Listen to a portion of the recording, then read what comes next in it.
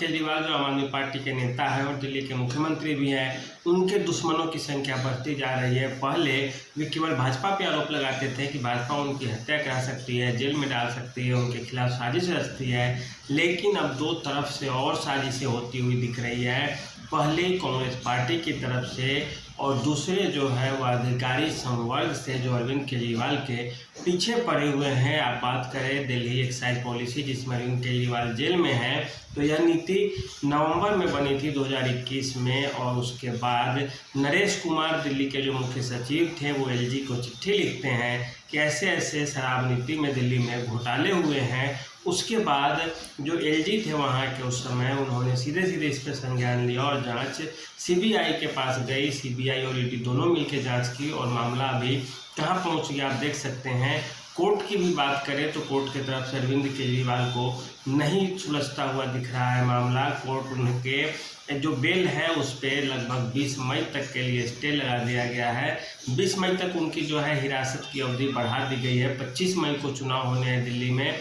ऐसे में 20 के बाद यदि अरविंद केजरीवाल निकल भी जाते हैं तो कोई बहुत चीज़ उनको फ़ायदा नहीं होता हुआ दिख रहा है, क्योंकि आम आदमी पार्टी का जो कैडर है उसमें सेंध लगाने की कोशिश की जा रही है। और उसके बाद जो उन्हीं की पार्टी के नेता है वो भीतर भीतर जो अंदरूनी रूप कलह जिसे बोला जाता है उसको आधार बना के किसी अन्य पार्टी की तरफ खिसक रहे हैं। उनका जो वोट बैंक है कोर उसे छोड़ दें तो जो प्लस पॉइंट होता है, जो मार्जिन वोट होते हैं वो उनके खिसकते हुए दिख रहे हैं और इसका फ़ायदा भाजपा और कांग्रेस उठा रही है। और दूसरी ओर से बात करें तो कांग्रेस ने भी दिल्ली की पिच पर अपने दो मजबूत खिलाड़ी को उतारने की कोशिश कर रही है, जो है कन्हैया कुमार और उदित राज। कन्हैया कुमार बिहार से संबंध रखते हैं, इस कारण उनका हिंदी भाषी पट्टी पर अच्छी पकड़ होने की बात की जा रही है। हालांकि यह कितना सही होगा यह तो परिणाम बताएगा, लेकिन जो बिहार के वोटर्स हैं वो क्या कन्हैया कुमार को मान करके कांग्रेस के साथ आना पसंद करेंगे। और उदित राज जो दलित तबके से आते हैं उन्हें भी कांग्रेस पार्टी दिल्ली में उतार रही है मैदान पे। और अगर यह समीकरण जो है कांग्रेस को, भले ही कांग्रेस लोकसभा में सीट जीते या न जीते, इस बात की संभावना कम दिख रही है कि कांग्रेस को सीट मिलेंगे दिल्ली में, लेकिन इसके बाद भी अगर बात करें 2024 के चुनाव के बाद कन्हैया कुमार और उदित राज दोनों सीट छोड़ने वाले नहीं हैं और क्षेत्र भी छोड़ने वाले नहीं हैं दिल्ली के। और ऐसे में जो सीधे नुकसान होगा जिससे वह है आम आदमी पार्टी। और आम आदमी पार्टी चूँकि कांग्रेस के वोट बैंक पे ही खड़ी है और चुनाव होते ही अगर कांग्रेस दिल्ली में मजबूत हो जाती है, थोड़ी भी मजबूत, बहुत मजबूत तो नहीं हो पाएगी, थोड़ी भी मजबूत होती है तो सीधे सीधे इसका फ़ायदा भाजपा को हो जाएगा। और भाजपा इसी साजिश के तहत आप देखें दूसरे शब्दों में तो अरविंद केजरीवाल के पीछे पड़ी हुई है। हर मामले पर केजरीवाल जी का विरोध होता है। कोर्ट कुछ कहे, सरकार कुछ कहे, इससे कोई मतलब नहीं होता। अरविंद केजरीवाल के ऊपर भ्रष्टाचार के आरोप लग गए हैं तो लग गए हैं। आम आदमी पार्टी जितना कमज़ोर होगी कांग्रेस उतनी ही मजबूत होगी। भाजपा यहाँ पे जहाँ की तहीं ही रहेगी, क्योंकि आम आदमी पार्टी तो खड़ी हुई है कांग्रेस के वोट बैंक पे। और कांग्रेस के जो मजबूत नेता है वह चुनाव के बाद भी उस क्षेत्र में एक्टिव रहेंगे तो आम आदमी पार्टी का ही नुकसान होता हुआ दिखेगा और आम आदमी पार्टी खुद को असहज महसूस करेगी।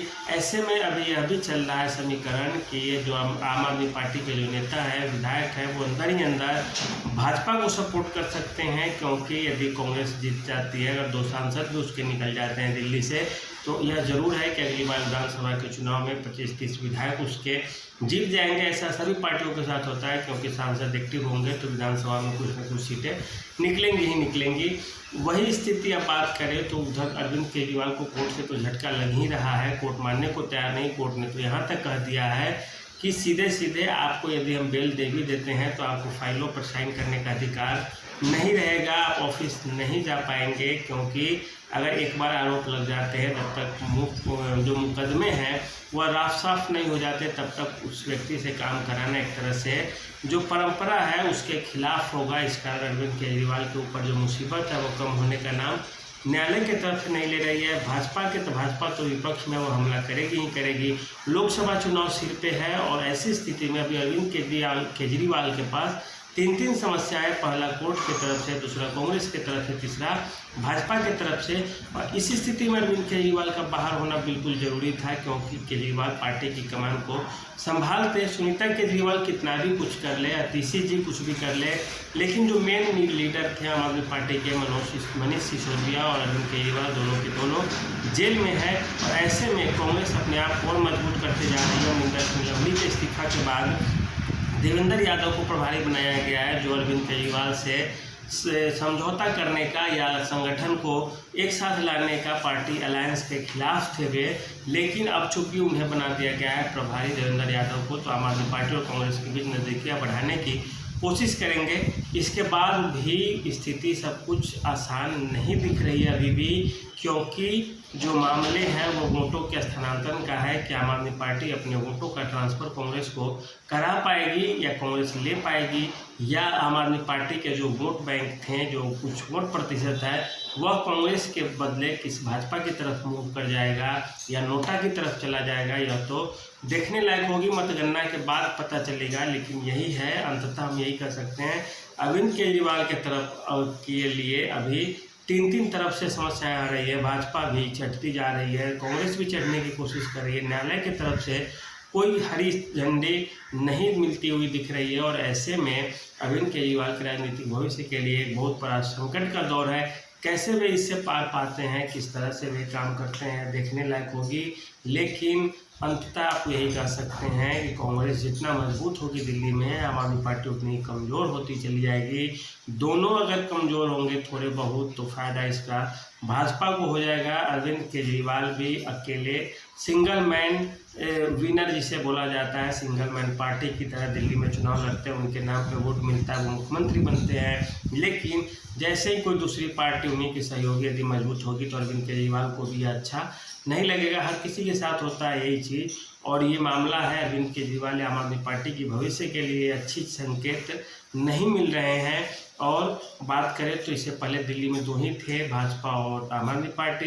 कांग्रेस से अलायंस करके यदि कांग्रेस को वोट ट्रांसफर करती है आम आदमी पार्टी, तो नुकसान आम आदमी पार्टी को ही होने वाली है और फ़ायदा कांग्रेस को होगा। और दोनों को यदि नुकसान हो गया इससे, दोनों के बीच में अगर तालमेल नहीं बैठता है दिल्ली में, तो इसका फ़ायदा सीधे सीधे भाजपा उठा लेगी। तो देखिए कैसे कैसे केजरीवाल की मुसीबत कम होती है या इसी तरह प्रकार रखती है। चुनाव में इसके क्या फ़ायदे होंगे, क्या नुकसान, आपको हम बता दिए। आज के लिए इतना ही, धन्यवाद।